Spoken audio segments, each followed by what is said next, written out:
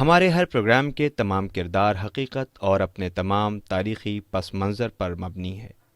اس میں ہر طرح کے خیالی اور میتھیکل پہلوؤں سے پرہیز کیا گیا ہے، لیکن ویژول سچویشن کے اعتبار سے بعض جگہ پر اسکیچ ٹیکنک سے کام لیا گیا ہے، جو تصوراتی ہوتے ہوئے بھی حقیقت سے بہت قریب ہے۔ اور سارے پروگرام کے تمام تاریخی دستاویز قرآن مجید اور احادیث کے ساتھ ساتھ مختلف کتابوں سے لیے گئے ہیں، جو سند کے طور پر ہمارے پاس موجود ہے۔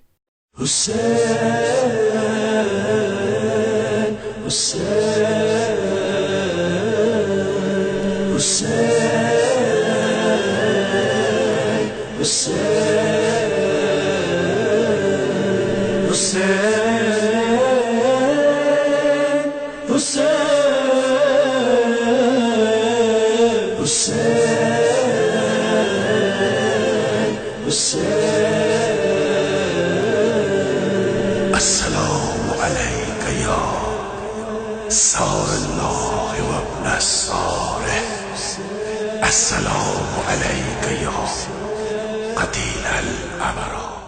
بسم اللہ الرحمن الرحیم۔ ناظرین سلام علیکم، میں ہوں حسن آصف۔ پروگرام محرم، امام حسین اور کربلا میں آپ کا ایک بار پھر سے استقبال کرتا ہوں۔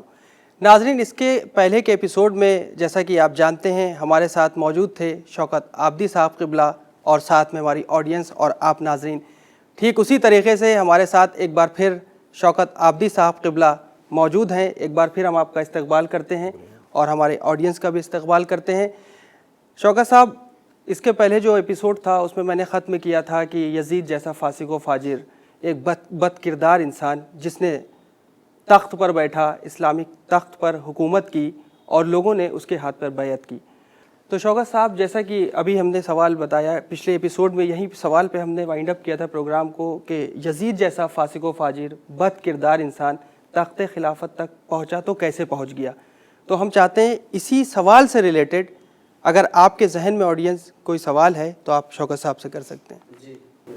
جی عابد صاحب، میں یہ جاننا چاہتا ہوں کہ جب یزید اتنا بڑا فاسق و فاجر تھا، ظالم تھا، برائیوں کو عام کر رہا تھا، اتنا برا انسان تھا، اور سامنے اس کے وہ لوگ تھے جو لا الہ الا اللہ کہہ رہے تھے، محمد رسول اللہ کہہ رہے تھے، کلمہ پڑھنے والے تھے، نمازیں پڑھنے والے تھے، تو آخر انہوں نے اتنے برے انسان کو قبول کیسے کیا، کیسے ایکسیپٹ کر لیا؟ کیا وجہ تھی جب اتنا برا آدمی تھا وہ؟ اس کا کیا ریزن تھا؟ دیکھیے، اصل میں دقت اور دشواری یہ ہے کہ یہی وہ چپتے ہوئے سوالات ہیں جن کے جوابات دینے سے بہت سے لوگ کتراتے ہیں۔ بے شک۔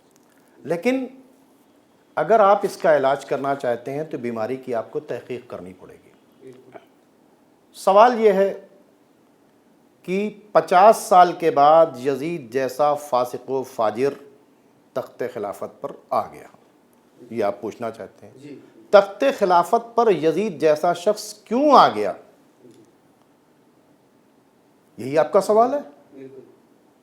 اب بڑے افسوس کے ساتھ کہنا پڑ رہا ہے کہ پیغمبر نے تخت خلافت تک پہنچنے کے راستے بتائے تھے، ٹھیک ہے؟ بے شک۔ میں نے پچھلے ایپیسوڈ میں آپ سے بات چیت کی تھی کہ اقتدار کی جنگ، وہ لوگ جو اقتدار پر آنا چاہتے ہیں اور صلاحیتیں نہیں ہوتی ہیں تو اقتدار تک پہنچنے کے ہر ہتھ کنڈے استعمال کرتے ہیں۔ رسول اللہ نے اپنے آخری اس خطبے میں جو انہوں نے غدیر سے پہلے دیا تھا، اس حج میں انہوں نے تمام لوگوں کو اکٹھا کر کے کہا کہ تم سب آدم کی اولاد ہو، تم سب برابر ہو، تم میں کسی سے کوئی افضل نہیں، نہ گورا کالے سے، نہ کالا گورے سے، نہ عرب عجم سے، نہ عجم عرب سے، تم میں سب سے زیادہ افضل وہ ہوگا جس کا تقوی سب سے زیادہ بلند ہوگا۔ پیغمبر نے تمام انسانوں کو بتایا کہ جو چرتر میں سب سے اتم ہوگا اسی کو تم اپنا لیڈر، اسی کو تم اپنا قائد، اسی کو افضل سمجھنا، اسی کے پیچھے پیچھے چلنا۔ تم سب برابر ہو. تو اب یہ پیغمبر نے طریقہ 10 ذی الحج 10 ہجری کو میدان عرفات میں بتا دیا تھا. امت کو کیا کرنا چاہیے تھا؟ امت کو افضل اسے ماننا چاہیے، افضل ہی تو تخت پر بیٹھے گا. بھئی یہ تو طے ہو چکا تھا عرش پر امتحان کے درمیان کہ جو سب سے زیادہ افضل ہوگا اسی کے پاس منصب خلافت ہوگا. اب ظاہر سی بات چیت ہے کہ پیغمبر کے بعد بھی لن تجد لسنت اللہ تبدیلا، تم اللہ کی سنت میں ہرگز تبدیلی نہیں پاؤ گے. تو اب طریقہ یہ تھا کہ جو سب سے افضل تھا اس کو بعد پیغمبر سیٹ پر جانا چاہیے تھا. اب پیغمبر نے کیا کہا؟ تم میں کسی سے کوئی افضل نہیں، نہ گورا کالے سے، نہ کالا گورے سے، نہ عرب عجم سے، نہ عجم عرب سے. تم میں سب سے زیادہ افضل وہ ہے جس کا تقوی سب سے زیادہ بلند ہوگا، جو چرتر میں سب سے اتم ہوگا، جس کا کیریکٹر سب سے بیسٹ ہوگا، جو سب سے زیادہ اللہ کو فالو کرنے والا ہوگا. اس کے ہاتھ میں کیا ہونی چاہیے؟ اسلامی نظام. کیونکہ اسلامی نظام اللہ کا نظام ہے. اللہ کس کو پسند کرتا ہے؟ تقوی والوں کو. اللہ نے کہا انا اکرمکم عند اللہ اتقاکم، اللہ کے نزدیک صاحب تعظیم وہی ہے جس کا تقوی سب سے زیادہ بلند ہے. تو جو اللہ کی نگاہ میں سب سے بہتر ہوگا، اگر اسی کے پیچھے قوم چلتی تو کوئی دقت نہیں ہوتی. تو تقوی کو معیار نہیں بنایا گیا. سمجھ رہے ہیں بات کو؟ تو چونکہ پیغمبر نے میدان عرفات میں ایک اصول بتا دیا تھا کہ جو کیریکٹر میں سب سے آگے ہوگا وہ ہی لیڈر ہوگا. 10 تاریخ کو حج ہوتا ہے. 18 تاریخ کو پیغمبر صرف 8 دن کے بعد پیغمبر ٹریول کرتے ہوئے واپس جا رہے تھے. ایک پلیس پر پہنچے جس کا نام غدیر تھا، جہاں بہت بڑا تالاب تھا. وہاں پہنچتے ہی اللہ تعالیٰ نے ایک آیت بھیجی کہ اے پیغمبر، آپ کو جو حکم دیا جا چکا ہے آپ اسے پہنچا دیجئے، اور اگر آپ نے اسے نہیں پہنچایا تو کار رسالت ہی نہیں انجام دیا. اس جگہ کے اوپر 1.25 لاکھ حاجیوں کو پیغمبر نے روکا، اور روکنے کے بعد کیا کیا؟ ان سے پوچھا کہ کیا ہم نے تمہارے بیچ نماز نہیں پہنچائی؟ سب نے کہا پہنچا دی. روزہ نہیں پہنچایا؟ کہا پہنچا دیا. سب پہنچا دیا. اس کے بعد انہوں نے کہا کہ من کنتو مولا ہو فہذا علی مولا، میں جس کا مولا ہوں علی اس کا مولا ہے. اور یہ کہا کہ اللہ تعالیٰ اسے دوست رکھ جو علی کو دوست رکھے، اسے دشمن رکھنا جو علی سے بغض رکھے. تو پیغمبر نے کیا کیا تھا کہ اپنے بعد میدان غدیر میں کیا کیا تھا کہ حضرت علی کو بلند کر کے 1.25 لاکھ لوگوں کو دکھا دیا تھا، اور یہ کہا تھا کہ میرے بعد تم ان کی پیروی کرنا. ایک سوال، جب پیغمبر نے یہ کہا تھا کہ چھوٹا بڑا، امیر غریب، گورے کالے میں کوئی فرق نہیں رہے گا، تو اپنے رشتہ دار حضرت علی کو غدیر کے میدان میں کیسے جانشین بنا دیا؟ بہت اچھی بات، بہت خوبصورت سوال. جتنی تعریف کی جائے آپ کے اس سوال کی کم ہے.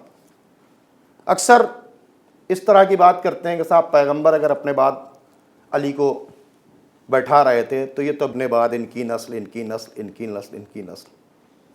یہ تو نسل پرستی ہے، یہ تو قبیلہ پروری ہے، یہ تو کنبہ پروری ہے. اپنے خاندان سے علی جو تھے بنی ہاشم میں تھے، علی رسول اللہ کے داماد تھے، علی جناب فاطمہ کے شوہر تھے. عزیزدار کو بلند کر دیا اتنی محنت کرنے کے بعد، اور گورے کالے کا فرق. یہی سوال ہوتے ہیں نا، یہی آپ پوچھنا چاہتے ہیں. جناب والا آپ نے غور نہیں کیا، تھوڑا سا غور کیجئے. پیغمبر نے 10 تاریخ کو جو خطبہ دیا تھا اس میں لکھا تھا کہ جو چرتر میں سب سے اتم ہوگا، جس کا تقوی سب سے زیادہ بلند ہوگا، اسے بلند کروں گا. اب اگر جو کیریکٹر میں سب سے اچھا ہو اور پیغمبر کے خاندان کا نکل آئے، کیریکٹر میں سب سے اچھا اور فاطمہ کا شوہر نکل آئے، کیریکٹر میں سب سے اچھا اور حسنین کا بابا نکل آئے، کیا مطلب ہے؟ قرآن کہہ رہا ہے انا اکرمکم عند اللہ اتقاکم، جو تقوی میں سب سے بیسٹ ہوگا وہ بیسٹ ہے. تو پیغمبر نے علی کو رشتہ داری کی بنیاد پر نہیں بلند کیا تھا، پیغمبر نے علی کو کیریکٹر کی بنیاد کے اوپر، چرتر کی بنیاد کے اوپر بلند کیا تھا یعنی جو اصول ہے قرآن کا کہ انا اکرمکم عند اللہ اتقاکم، اللہ کے نزدیک صاحب تعظیم وہ ہے جس کا تقوی سب سے زیادہ بلند ہے. تو چونکہ علی تقوی میں سب سے زیادہ بلند تھے، اس لیے امت مسلمہ کے 1.25 لاکھ لوگوں کے سامنے پیغمبر نے جو کیریکٹر میں سب سے بلند تھا اس کو بلند کر کے من کنتو مولاہ فہذا علی مولا کہا. تو بیسٹ تھے علی، اس لیے آگے رکھا، رشتہ داری کی بنیاد کے اوپر نہیں. رشتہ داری اور قبیلہ پروری، کنبہ پروری کو تو ختم کرنے کے لیے آئے تھے. جو لوگ یہ الزام لگا رہے ہیں، میرا بھی ان سے ایک سوال ہے. اس کے مطلب اگر خاندان پیغمبر کا کوئی شخص کیریکٹر میں سب سے اچھا نکلے تو اس کو اس لیے نہ رکھا جائے کہ وہ پیغمبر کے خاندان سے ہے. یہ تو پیغمبر کے خاندان سے کھلی ہوئی دشمنی ہے. یہ کہاں سے جانشین آپ لوگوں کی یہی ہے. تو سوال یہ پیدا ہوتا ہے کیوں؟ جو بیسٹ تھا نا، پیغمبر پر الزام نہیں ہے، پیغمبر اپنے بعد جو بیسٹ تھا اسے، جو اہل بیت میں تھا، پیغمبر نے یہ بھی کہا تھا میں اپنے بعد 2 گراں قدر چیزیں چھوڑ کے جا رہا ہوں، ایک قرآن ایک اہل بیت، اگر ان کو تم پکڑے رہو گے تو حوض کوثر تک پہنچ جاؤ گے. تو پیغمبر نے پوری زندگی جو بیسٹ تھے ان سب کا تعارف بھی کرایا. کہیں جناب فاطمہ کا تعارف کراتے ہوئے کہا اپنی بیٹی کا، کیا کہ فاطمہ کے غضبناک ہونے سے اللہ غضبناک ہوتا ہے، یہ میرا ٹکڑا ہے جس نے اس کو اذیت دی، اس نے مجھے اذیت دی. علی نے کون سی ایسی جگہ ہے جہاں علی نے مدد نہیں کی؟ علی نے پیغمبر کی ہر جگہ مدد کی. جب سب چلے گئے تب علی نے مدد کی پیغمبر کی، چونکہ علی نے پوری زندگی اتباع پیغمبر، اتباع پروردگار میں بسر کی. وہ کیریکٹر میں سب سے بہتر تھے، اس لیے ان کو بلند کیا گیا، نہ کہ ان کو رشتہ داری اور عزیز داری کی بنیاد پر. بہت خوب شوکت صاحب. سوال اٹھتا ہے حضرت امام حسین السلام کے سلسلے سے ہی کہ جس طریقے سے یزید اس زمانے کے لوگ اس کو خلیفہ سمجھتے تھے اور حضرت امام حسین علیہ السلام نے اس کی خاص کر مطلب یزید کی خلافت کے خلاف جو خروج کیا تھا اور آپ کو اس سلسلے سے قتل کر دیا گیا، یہ کہاں تک صحیح ہے؟ اس کی بھی وضاحت کر دیں آپ. دیکھیے بڑے افسوس کے ساتھ کہنا پڑ رہا ہے جی کہ لوگ دین ہی نہیں جانتے کہ صحیح جب کہہ رہے ہیں تک بالکل امام عادل کی خلافت نہیں ہوگی. شرط کیا ہے؟ خروج کہاں کہا جائے گا؟ کوئی صحیح آدمی اگر کسی پلیس پر ہو اور اس کی مخالفت کی جا رہی ہے تو یہ خروج ہوگا، یہ بغاوت ہوگی. لیکن ایک غلط آدمی جو ایبلٹی نہیں رکھتا ہے، جو برائیوں کا مجسمہ ہے، وہ اسلامی تخت کے اوپر آنے کے بعد بتا رہا ہے یہ اسلام ہے. ایسے لوگوں کے لیے تو کہا ہے کہ اگر جابر اور ظالم بادشاہ ہے تو اس کے سامنے اگر کلمۃ الحق بیان کر رہے ہو، پیغمبر نے کہا، تو یہ تمہارا بہت بڑا جہاد ہے. یعنی خروج وہ کہلائے گا اگر کوئی عادل امام ہو، ٹھیک ہے، کوئی ایک اچھا شخص ہو جو بیسٹ ہو. اگر اس عادل کے خلاف کوئی کام خروج کر رہا ہے تو وہ خروج ہے. بالکل اس میں تو ہماری ڈیوٹی ہے. بلکہ امام حسین علیہ السلام کا ایک جملہ مجھے یاد آ گیا. انہوں نے کہا کہ ظلم کے خلاف جتنی دیر سے کھڑے ہو گئے اتنی زیادہ قربانی دینی پڑے گی. اتیاچار کے ورد میں جتنی دیر سے اٹھو گے اتنے زیادہ بلیدان دینے پڑیں گے. بے شک. اس کے مطلب نہ ظالم حاکم ہونا چاہیے، نہ سماج کے اندر ظلم ہونا. یعنی جہاں ظلم ہو رہا ہے، امام حسین کا میسج ہے کہ ظلم کے خلاف تم جتنی دیر میں اٹھو گے اتنی زیادہ قربانی دینی پڑے گی. بے شک بے شک. تو آپ کیسے کہہ رہے ہیں یزید فاسق، فاجر، ظالم، برائیوں کا مجسمہ تھا. یزید وہ تھا کہ جس نے پہلے سال امام حسین علیہ السلام ان کے ساتھیوں کو شہید کیا کربلا میں، دوسرے سال مدینہ منورہ میں آگ لگائی، خانہ مسجد نبوی کو تاراج کیا، ظلم کے پہاڑ توڑ دیے، اور اس کے بعد خانہ کعبہ پر اٹیک کیا، خانہ کعبہ میں آگ لگائی. تو سوال یہ پیدا ہوتا ہے اگر یہ کون اس کو کہتا ہے یہ عادل ہے؟ تو یہ تو ظالم ہے. ظالم بادشاہ کے خلاف کھڑا ہونا ہی اسلام ہے. بے شک بے شک. بالکل صحیح کہا. ظلم کے خلاف لڑنا ہی انسانیت، شرافت ہے. تو اگر انسانیت اور شرافت پائی جاتی ہے تو ظلم کے خلاف بولیے. نہ بولنے کی وجہ سے ہی سب کچھ ہو گیا جو کربلا جو ہو گئی. बेशक बेशक। समझ रहे हैं बात को? ऑडियंस में से अगर कोई सवाल करना चाहता है। सर मेरा आपसे सवाल ये है कि खारजी कौन लोग थे और इन्होंने अपनी ज़िंदगी में कौन सा काम अंजाम दिया? देखिए, मैंने बताया था पिछली एपिसोड में कि खारजी वो थे जो रसूल को आदिल नहीं मानते थे, रसूल पर एतराज़ करते थे। उनके बारे में बताया था कि नमाज, रोज़ा, हज, ज़कात सब कुछ करेंगे, लेकिन दीन से इस तरह निकल जाएंगे जैसे तीर चिल्लाए कमान से निकल जाता है, शिकार से निकल जाता है। ये कुरान पढ़ेंगे लेकिन इनके गले से नीचे नहीं उतरेगा। ये वो खारजी थे जिन्होंने हज़रत अली से जंग नहरवान की।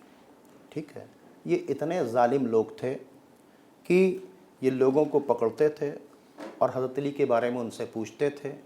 अगर कोई हज़रत अली की तारीफ़ कर देता था तो उसको ये बुरी तरह से कत्ल कर देते। एक सहाबी रसूल खुबाब का बेटा अब्दुल्ला अपनी बीवी के साथ में सफ़र कर रहा था और जैसे ही नहरवान के मुकाम पर पहुंचा तो उसको इन खारजियों ने पकड़ लिया। उनकी बीवी जो थी जनाब अब्दुल्ला की, वो प्रेग्नेंट थी। क्या किया? उनसे कहा अली के बारे में, तो अली की उन्होंने जो तारीफ़ की, उस औरत के सामने जो सफ़र कर रही थी, मुसाफिर थी, उसके सामने उसके शौहर को कत्ल कर दिया। उसको कत्ल किया, पेट से निकाल कर बच्चे को कत्ल कर दिया। ये थे खारजी जिनसे हज़रत अली ने जंग नहरवान किया। आज जो आप ये जुल्म देख रहे हैं, आईसिस, अल-शबाब, बोको हराम, अल-कायदा, अल-नुसरा, ये जो जुल्म कर रहे हैं, ये सब कोई और नहीं है, सब वही, ये खारजी हैं। ये आज भी अली और अली वालों के दुश्मन हैं। पूरी दुनिया आज देख रही है ये जो खारजी फ़िक्र है, ये आईसिस की फ़िक्र, ये अबू बकर बगदादी, ये अबू बकर शिकाऊ, ये मुल्ला उमर, ये ओसामा बिन लादेन, ये सब खारजी थे। और कसरत से नमाज वो भी पढ़ते थे, ये भी पढ़ते हैं। इनके एक हाथ में कुरान है, दूसरे में 47 है, ज़बान पे अल्लाह अकबर का नारा है, यहाँ पर सजदे का निशान है।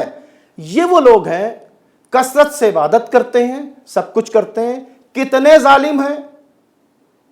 जो खारजियों ने जुल्म किया था, आज आप देख लें कि वही जुल्म सीरिया के अंदर, इराक़ के अंदर, लेबनान के अंदर, अफ़गानिस्तान के अंदर जो सारे जुल्म हो रहे हैं, ये वही खारजाइट्स हैं, ये खारजी हैं। ठीक है, बहुत सही आपने बात कही। हकीकत में ये जितने भी टेररिस्ट हैं और ये जितने भी आतंकवादी हैं, कहीं ना कहीं ये इनकी जड़ें वहीं तक फैली हुई हैं जहां आपने भी बताया कि खारजी जिनके बारे में सुनते भी हैं और बुक्स में भी है, हदीसों में भी है, इनका जिक्र है काफ़ी कि ये बहुत ज़्यादा इबादत करते थे, इबादत गुजार थे, नमाज के गट्टे थे, लेकिन उसके बावजूद बहुत बड़े गुनाहगार थे। शौकत आबदी साहब, सवाल एक और है हमारे पास, क्योंकि टाइम बहुत कम है, कि जिस तरीके से इस्लाम धर्म के लिए ये एक पैगाम तहत भी आप बता दीजिए लोगों को, ख़ासकर नाजरीन को, कि इस्लाम धर्म है, बहुत अमन सुकून का मज़हब है, इसमें किसी तरह की कोई भी ऐसी बात नहीं है कि जो नाकाबिले बर्दाश्त हो, और उसके बावजूद रसूल इस्लाम को बहुत सारी जंगें करना पड़ी, तो ऐसा क्यों हुआ? देखिए, एक बात बताएं, यकीनन इस्लाम अमन, शांति और पीस का मज़हब है। और मौलाए कायनात अली इब्न अबी तालिब अलैहिस्सलाम से जब किसी ने पूछा कि दीन है क्या, तो उन्होंने कहा एक अल्लाह की इबादत और उसके मखलूक की खिदमत, वाह, इसका नाम दीन है। अल्लाह की इबादत, खिदमत खल्क का नाम दीन है। ईश्वर की पूजा, प्रार्थना, इबादत और संपूर्ण प्राणियों की सेवा का नाम ही मज़हब है। इसके माने पीस, शांति के ही हैं, अमन के हैं। और जो आपने कहा कि पैगंबर जो पीस का रिलीजन लेके आए थे, उसके बावजूद भी उन्होंने इतनी जंगें की, ये ऐसा नहीं है। पैगंबर ने जंग नहीं की, पैगंबर से जंग की गई।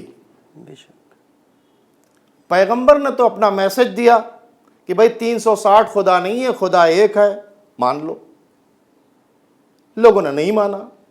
पत्थर पैगंबर नहीं देख, पैगंबर पत्थर लेके नहीं पहुंचे, तलवार लेके नहीं पहुंचे कि इसे मान लो। पैगंबर ने कहा भाई ईश्वर एक है, अल्लाह एक है, 360 खुदा नहीं है, ला इलाहा इल्लल्लाह नहीं है कोई खुदा सिवाय उस परवरदिगार के, ये मान लो। लोगों ने कूड़े फेंके, लोगों ने पत्थर मारे, लोगों ने मजनून कहा, लोगों ने सब कुछ कहा। उसके बाद भी पैगंबर अपना शहर छोड़कर चले गए, घर द्वार सब छोड़कर चले गए। पैगंबर को कत्ल करने के लिए रात की तारीकी में बहुत से वो कबाइल इकट्ठा हो गए और उन्होंने चाहा कि इसे ख़त्म कर दो। कसूर क्या था पैगंबर को? वो कह रहे थे ईश्वर एक है। पैगंबर ने घर छोड़ दिया, पैगंबर मदीने में रहने लगे। जितनी भी जंगें हुई हैं वो सारी जंगें पैगंबर ने नहीं छेड़ी हैं। पैगंबर ने तो मुआहिदा किया। पैगंबर मदीने में पहुंचे, उन्होंने नसारा से मुआहिदा कर लिया, यानी ईसाइयों से, तुम अपना मजहब मानो, अपना मजहब माने। उन्होंने यहूदियों से, उन्होंने किसी को जबर नहीं किया, उन्होंने अपनी एक बातचीत कही। बात आई कि साहब हम मानते हैं कि ईसा अल्लाह के बेटे हैं। उन्होंने कहा नहीं, अल्लाह के बेटे नहीं है। अगर ईसा के बारे में बातचीत कर रहे हो तो फिर उनके कोई बाप नहीं था, तो फिर हजरत आदम के बारे में उन्होंने रीजनिंग लॉजिक दी। ठीक है, आज पैगंबर की वो लॉजिक क्लियर हो गई, क्योंकि ईसाइयों ने दावा यह किया था कि बगैर बाप के बेटा नहीं हो सकता, यही दावा किया था ना जी। बगैर दो से तीसरा नहीं बन सकता। आज साइंटिस्ट ने ह्यूमन क्लोन बना दिया। अब साबित हो गया ना कि एक से दूसरे का वजूद हो सकता है। पैगंबर से उनसे झगड़ा नहीं किया वहां रहने वालों से, अपनी बात की। यहूदियों से भी मुआहिदा कर लिया उन्होंने। सवाल यह पैदा होता है, पहली जंग बद्र पैगंबर ने छेड़ी थी या मक्के वाले चढ़ के मदीने आए थे? बद्र पैगंबर गए थे करने के लिए या मक्के वाले चढ़कर आए थे? खंदक पैगंबर गए थे करने के लिए या वहां वाले चढ़कर आए थे? जितनी भी जंगें हुई हैं वो पैगंबर ने नहीं छेड़ी हैं। वो सारी जंगें जो है पैगंबर पर मुसल्लत की गई हैं। खैबर में भी ब्रीच ऑफ कॉन्टेक्ट किया था, ये तय हुआ था हम अमन से रहेंगे, लेकिन खैबर के किलों के अंदर वेपन्स जमा होने लगे थे, वहां पर आर्मी हो गई थी, अटैक करने की तैयारी हो रही थी। पूछने के लिए गए थे तो उन्होंने अटैक कर दिया। तो इस्लाम ऑफेंसिव नहीं है, डिफेंसिव है। और इस्लाम जब फतेह मक्का, जिसमें अल्लाह ताला ने परमिशन दे दी थी पैगंबर को कि जाओ, और जाने के बाद आज तुम अपने दुश्मनों से बदला ले सकते हो। क्या कर सकते हो?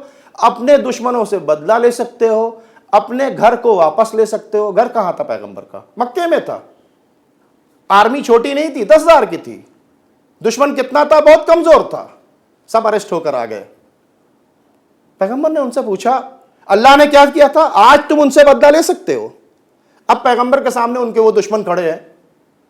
उसमें अबू सुफियान था जिसने लगातार जंगें की, हिंदा थी जिसने कलेजा चबाया था। ये सब अरेस्ट होकर आए। पैगंबर से पूछा गया, पैगंबर ने उनसे पूछा, बताओ तुम्हारे साथ क्या सलूक किया जाए? तुमने हमको इतना परेशान किया, घर छुड़वा दिया, कत्ल करने के लिए तैयार हुए, जंगें की, मेरे चचा को शहीद कर दिया, तुम्हारे साथ क्या सलूक किया जाए?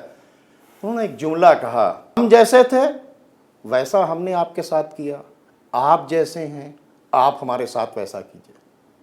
अब आज अल्लाह ने भी इजाज़त दे रखी थी कि ख़त्म कर दो इनको, लेकिन उन्होंने कहा जाओ, हमने तुम्हें आज़ाद किया। इतनी बड़ी आर्मी लेने के बाद इतने चंद लोगों को अगर चाहते बदतरीन दुश्मनों को ख़त्म कर देते, तो पैगंबर ने जंग नहीं की, पैगंबर से जंग छेड़ी गई। पैगंबर अमन का पैगाम लेकर मक्के में दाखिल हुए और कहा इस झंडे के नीचे जो आ जाएगा उसे भी हम, इस मकान के अंदर कोई चला जाएगा तो उसे भी हम। पैगंबर आलमीन के लिए रहमत बनकर आए थे, जहमत बनकर नहीं आए थे। ठीक है, तो इसलिए ये एलिगेशन कि इस्लाम अमन का मजहब नहीं है, बिल्कुल गलत है। ये उन्हीं लोगों का प्रोपेगेंडा है। और दुनिया वालों की मुलूकियत और खिलाफत को इस्लाम का नाम न दिया जाए तो पैगंबर ने जबर नहीं किया है। ये लोग रहमतुल लिल आलमीन के नक्शे कदम पर नहीं चल रहे हैं, बल्कि ये शैतान के रास्ते पर चल रहे हैं। ये इक़्तिदार हासिल करना चाहते हैं, ये यजीद के रास्ते के ऊपर चलने वाले हैं, और ये किसी तरह से पूरी दुनिया में अपना निज़ाम कायम करना चाहते हैं। ये खारजी हैं, ये यजीदी हैं, इनका रसूल अल्लाह से कुछ लेना देना नहीं। बहुत खूब शौकत साहब, आपका बहुत बहुत शुक्रिया कि आपने اتنی عام اور فہم زبان میں ہمارے ناظرین کو، ہمارے آڈینس کو یہ بات بتائی. قرآن میں بھی ہے کہ الحمدللہ رب العالمین، یعنی عالمین کی بات کی ہے.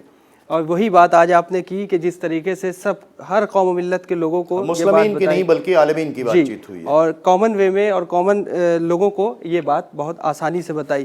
تو شوکت صاحب، ہم چاہیں گے ہمارے آڈینس میں بھی اس ٹائم اگر کسی کے ذہن میں کوئی ایک سوال آپ کرنا چاہتی ہیں. آپ کا نام؟ سمینہ زیدی آپ سے سوال کرنا چاہتی ہیں. جی بتائیں. میرا آپ سے سوال یہ ہے کہ ٹھیک ہے وہ لوگ منافق تھے، فاسق تھے اور عرب کے بدو ٹائپ لوگ تھے، لیکن کچھ لوگ تو آپ کے فیور میں ہوں گے، وہ اس وقت کیا کر رہے تھے؟ بہت اچھا سوال ہے، بہت خوبصورت سوال ہے. اصل میں کربلا کیوں ہوئی، اس کے لیے اس سوال کی سب سے زیادہ ضرورت تھی. میں نے جیسے ابھی بتایا کہ تقوی والے سیٹ تک نہیں پہنچے، جس کے نتیجے میں یزید جیسا فاسق و فاجر بڑھ. آپ نے سوال کیا کہ صرف منافق خارجی عرب کے بدوہی ٹائپ نہیں تھے، باقی بھی تو لوگ رہے ہوں گے. بالکل تھے. دیکھیے صاحب، قرآن مجید میں ہمیں صاف صاف کہا گیا ہے یا ایھا الذین آمنوا اتقوا اللہ وکونوا مع الصادقین. اے ایمان والو، اللہ کا خوف کرو، تقوی الہی اختیار کرو، ٹھیک ہے، اور سچوں کے ساتھ ہو جاؤ. تو اس کے مطلب سب سے پہلی بات چیت تھی کہ ہم کو سچوں کے ساتھ ہونا چاہیے. سچوں کے ساتھ نہ ہونے کی وجہ سے ہی پیغمبر جن کا تعارف کرا کر گئے تھے، کہا تھا کہ اگر ان کو پکڑے رہو گے تو حوض کوثر تک پہنچ جاؤ گے، ان کے ساتھ لوگ تو تھے، جانتے تھے کہ سچے، کھڑے ہونے کی ہمت نہیں تھی. بعد پیغمبر اگر سچوں کے ساتھ کھڑے ہونے کی طاقت ہوتی تو جن کی شان میں آیت تطہیر نازل ہوئی تھی، وہ دختر رسول جو بضعت الرسول تھیں، رسول کا ٹکڑا تھیں، جب وہ فدق کے معاملے کے اوپر آئیں دربار میں، مسجد کس کی تھی؟ رسول اللہ کی. ممبر کس کا تھا؟ رسول اللہ کا. کھڑی کون تھی؟ رسول کی بیٹی. سچائی کی کس نے گارنٹی لے رکھی تھی؟ قرآن نے. ایک دعویٰ کر رہی تھی، ان کے دعوے کو غلط ثابت کیا گیا. امت نماز پڑھتی رہی، روزہ رکھتی رہی، حج کرتی رہی، خاموش رہی. جناب فاطمہ کے دروازے کے اوپر آگ و لکڑی لے جا کر آگ لگائی گئی. امت دیکھ رہی تھی کہ ظلم ہے، خاموش رہی. نماز پڑھتی رہی، روزہ رکھتی رہی، حج کرتی رہی. علی کے گلے میں پھندا ڈالا گیا، لائے گئے، امت دیکھتی رہی. امام حسن کے جنازے پر تیر چلا، امت دیکھتی رہی، نماز، روزہ. امام حسین کو مسجد کے اندر پیغام بھیجا گیا، اور جب امام حسین مدینے میں پہنچے، ولید کے دربار کے اندر کیا کہا گیا؟ یزید کی بیعت کرو یا سر دو. جناب یہ کہاں ہو رہا تھا؟ کیا مدینے میں نمازی نہیں تھے؟ کیا مدینے میں روزدار نہیں تھے؟ کیا مدینے میں صحابی نہیں تھے؟ کیا مدینے میں قاری قرآن نہیں تھے؟ کیا مدینے میں حافظ نہیں تھے؟ سب تھے. لیکن سچوں کے ساتھ کھڑے ہونے کی ہمت نہیں تھی. کربلا صرف اس لیے ہو گئی، علی کے گلے میں پھندا اس لیے باندھ دیا گیا، فاطمہ کی پسلیاں اس لیے توڑ دی گئیں، حسن کے جنازے پر اس لیے تیر چلا دیا گیا کہ جو سائلنٹ مجمع تھا، اس ہم سے کیا مطلب ہے. امام حسین، لوگ کہتے ہیں کوفے والوں نے ساتھ نہیں دیا. جناب مدینے نے کہاں روک لیا؟ اگر مدینے والے کھڑے ہو جاتے امام حسین کے ساتھ میں تو کس کی مجال تھی کہ امام حسین کو یہ فرمان دے دیتا کہ بیعت کیجئے یزید کی، ورنہ مدینے والوں کو گھر گھیر لینا چاہیے ولید کا. پیغمبر رسول کے نواسے کے قدموں سے لپٹ جانا چاہیے. سچائی کہ کہاں جا رہے ہیں؟ نماز پڑھ رہے تھے، روزہ رکھ رہے تھے، حج کر رہے تھے، سب کر رہے تھے. حق کو حق، سچ کو سچ کہنے کی طاقت ختم ہو گئی تھی.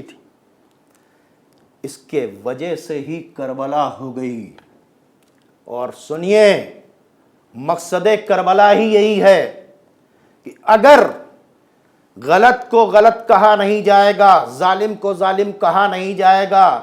آپ اگر چاہتی ہیں کہ پوری دنیا کے اندر امن و امان ہو تو آپ کی ذمہ داری ہے کہ گھر میں اگر غلط ہو رہا ہے تو بولیے، محلے میں غلط ہو رہا ہے تو بولیے، شہر میں غلط ہو رہا ہے تو بولیے، ملک میں غلط ہو رہا ہے تو بولیے، پوری دنیا میں غلط ہو رہا ہے تو بولیے. مقصد کربلا یہی ہے کہ آپ، مقصد کربلا نماز روزہ حج زکوٰۃ یہ نہیں ہے. مقصد کربلا ہے کہ آپ نماز روزہ حج زکوٰۃ تو کر رہے ہیں، لیکن اس کے باوجود اگر آپ کو حق اور سچ کو سچ کہنے کی طاقت نہیں ہے تو نماز منافقوں کے پاس بھی تھی، نماز خارجیوں کے پاس بھی تھی، ان لوگوں کے پاس بھی تھی جو امام حسین کا گلا بھی کاٹ رہے تھے.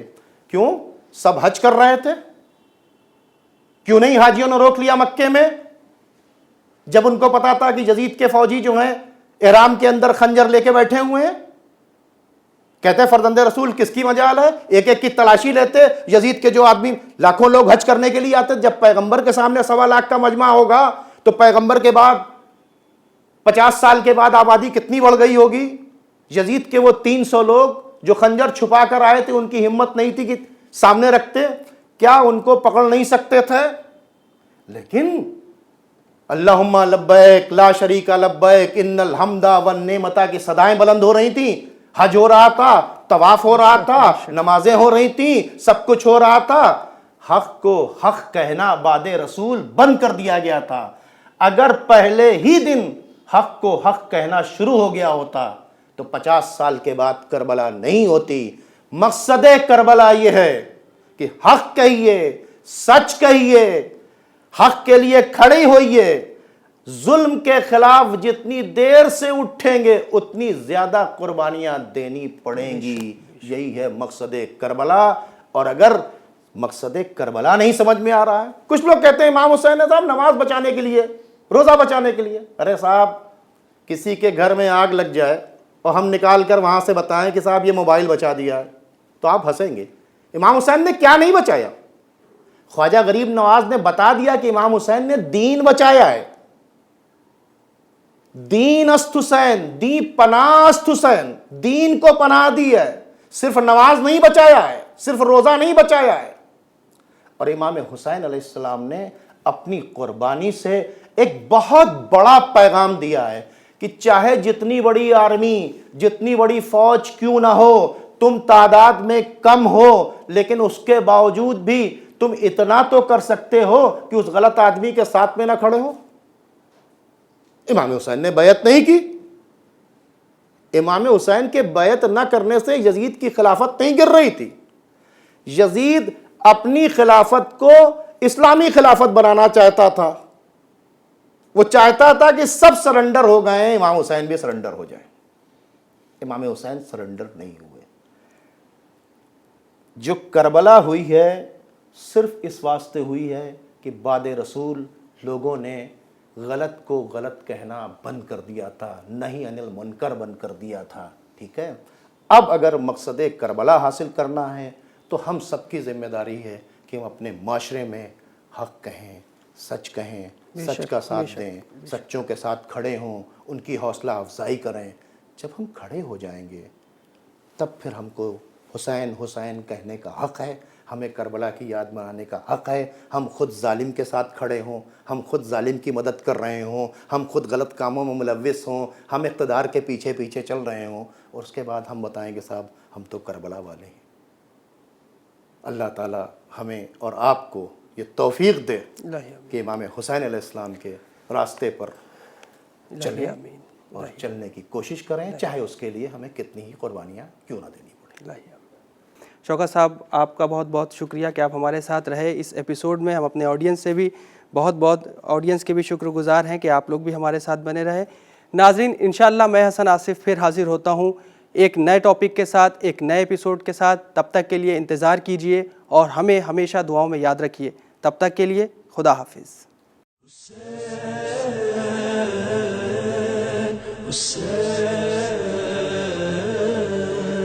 حسین